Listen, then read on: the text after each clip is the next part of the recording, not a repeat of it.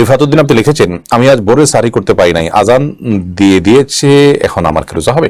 জি, সারি ছাড়া রোজা হয়, কোনো অসুবিধা নেই, আপনি কষ্ট করে রোজাটা রেখে ফেলবেন। এরপরে জয়া ঈদ এই আইডি থেকে আপনি লিখেছেন, সরি জোনায়েদ কিন্তু 3 ভাগে লিখেছেন নামটা, যাই হোক আপনার আইডি থেকে আপনি লিখেছেন কত টাকা জমা থাকলে জাকাত দিতে হবে। যদি 595 গ্রাম রূপার মূল্য আপনার কাছে জমা থাকে, বর্তমান বাজারে 40,000 প্লাস টাকা যদি আপনার কাছে 1 বছর জমা থাকে, তাহলে আপনার এটা জাকাত দিতে হবে। আশিকুর রহমান রাসেল আপনি জানতে চেয়েছেন রমজানের আমলগুলো রমজানের বাইরে কিভাবে সহজে চালিয়ে যেতে পারি। রমজানের আমলগুলো যদি আমরা রমাদানের যে সিয়ামের যে মর্ম আছে সেটাকে উপলব্ধি করে আমরা করতে পারি, তাহলে ইনশাআল্লাহ এটা ধারাবাহিকতা রমজানের পরে ধরে রাখা সম্ভব হবে। বিশেষ করে সিয়াম রেখে সব ধরনের বদভ্যাস, গুনাহ, পাপ, অপরাধ এগুলো থেকে যদি আমরা নিজেকে বাঁচিয়ে রাখার কসরত করতে পারি, অভ্যাস গড়ে তুলতে পারি, ইনশাআল্লাহ তাআলা রমাদানের পরে সে অভ্যাসটা ধরে রাখাটা সহজ হবে।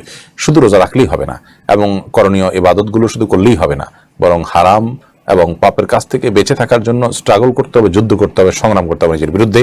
এটা যদি গোটা রমজান জুড়ে আমরা করি, তাহলে ইনশাআল্লাহ রমজানের পরে সেটি ধরে রাখা আমাদের জন্য সহজ হবে।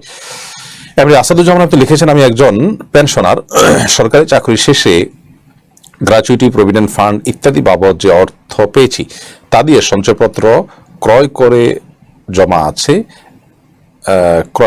আছে। এবছর 1 বছর হয়ে গেছে, ওই অর্থের জাকাত দিতে হবে কিনা, প্রতি বছর ওই অর্থের জাকাত দেয়া লাগবে কিনা?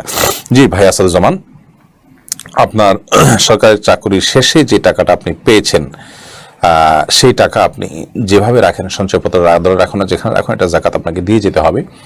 এই জন্য টাকাটা আপনি কোথাও যদি ব্যবসা ইত্যাদিতে ইনভেস্ট করেন, সেটা আপনার জন্য বেটার। যে কিছু প্রফিট আসলো, বাকিটা আপনি জাকাত দিলেন, এই টাকাটা আপনার জাকাত দিতে হবে। হ্যাঁ, এটা যদি আপনি এমন কোনো খাতে খরচ করে ফেলেন যেটা জাকাত যোগ্য নয়, যেমন আপনি ল্যান্ড কিনে ফেলেছেন ফসল আবাদ করার জন্য, বা পরবর্তীতে এটাতে আপনি ঘরবাড়ি ইত্যাদি করবেন, বা টাকাটা জাস্ট ইনভেস্ট করে রাখলেন, খাটায় রাখলেন, তো এরকম জমি কিনে ফেললেন, তাতে আপনার জাকাত আসবে না। আর এর বাইরে এটাকে আপনি যদি সঞ্চয়পত্র আকারে রাখেন, কিংবা যে কোনো ব্যবসার খাতে আপনি লাগান, কিংবা ক্যাশ ফেলে রাখেন, এটা জাকাত দিতে হবে।